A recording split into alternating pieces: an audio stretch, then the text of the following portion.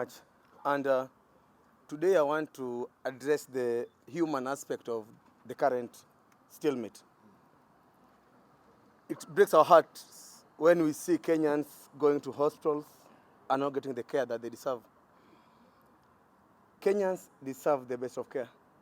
And as a union, we don't use our strikes or human lives as bargaining chips, because we know that once a life is lost, it's lost forever.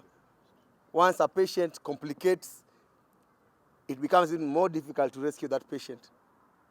So in these 20 days we have been away, we know that some of our patients whom we have known and followed up for years in the clinics have probably gotten worse, or some of them have lost their lives.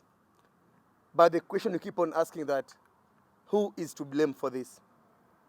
Because in the 100-day strike, the idea was to have a CBA signed. We had a CBA in 2013 that government denied and disowned, signed by their own PS, and took us 100 days and jailing us to sign the new CBA 2017. And the Ministry of Health, through their lawyers who took this CBA to court as a court order. Today we are shocked that governors who sat in those meetings, governors who signed those documents, are saying that they were never part of that process, but they signed needlessly, though. We are embarrassed to hear Susan Nakumisha say that the CBA was signed by a different government. Shame. Doesn't she know the principle of perpetuity of governance? They are paying Eurobond debts, which they never took. CBA was signed by the government of Kenya, and it is legally binding. So when I see her speaking in funerals how they're going to change the CBA, I'm embarrassed to work under her ministry. Shame. You cannot change a legally binding contract. And the sooner they advise her that way, then she'll stop wasting her time chasing the wind. She has only one option, to implement the CBA as it is, and then negotiate for a newer one, where we can now have a discussion on what she's finding problematic. Maybe she thinks or she finds that the money we were given was little, she wants to add us more. But as union leaders and as doctors, when we began this strike, it was clear in our heads that we had lost everything except our dignity. We have lost 4 doctors this year alone to suicide because of the frustrations at the workplace. I can't tell you the number of doctors wallowing in drug and alcohol abuse from the frustrations at the county. Instead of being treated, they terminate their salaries, worsening the situation. We are forever being called by the SG about doctors' houses being locked up because salaries have not been paid. I've seen Swamad in Mombasa threatening doctors. Up to now, he has not paid the doctors their salaries for last month. February.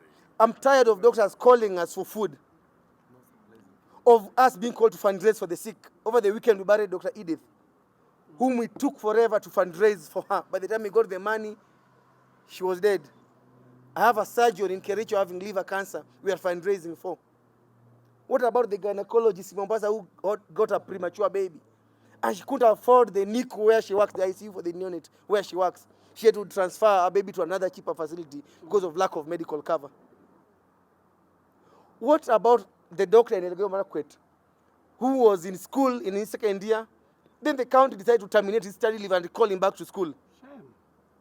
What about the registrars who work for free in Kenyatta and MTRH? When COVID came, in MTRH they denied them vaccines, telling them they're not employees of MTRH. In KNH, my colleague fell sick doing a ward round. She couldn't be seen in the facility where she works in. Shame. Who speaks for them? Shame. You study, you work.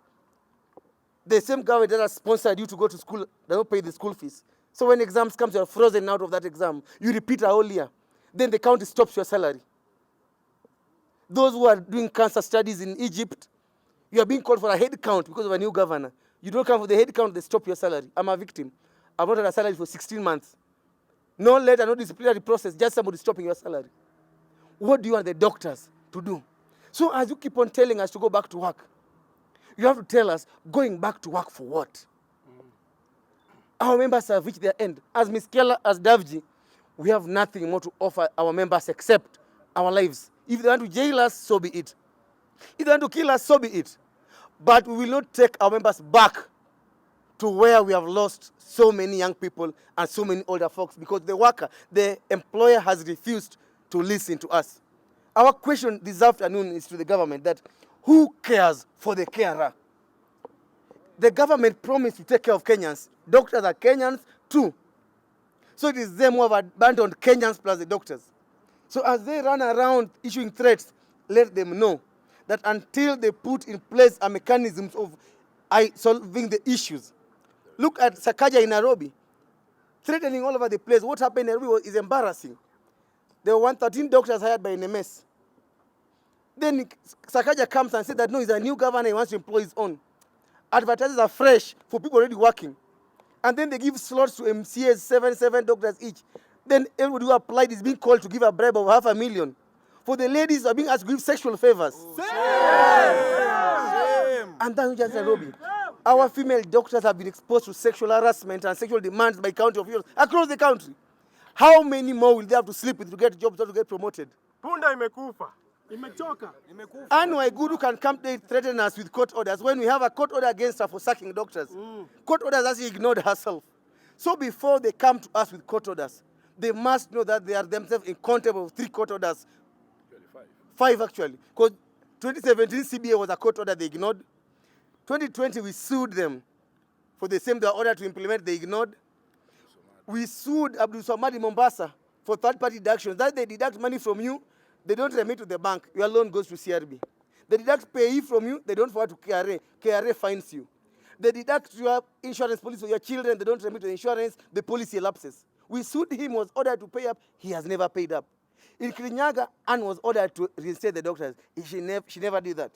And even the current meeting by All of Nation, every county was ordered to come, every governor. The first time, Governor Sang came alone. The last time when they were issuing threats, only 4 governors came. So they're even in bigger contempt than the doctors.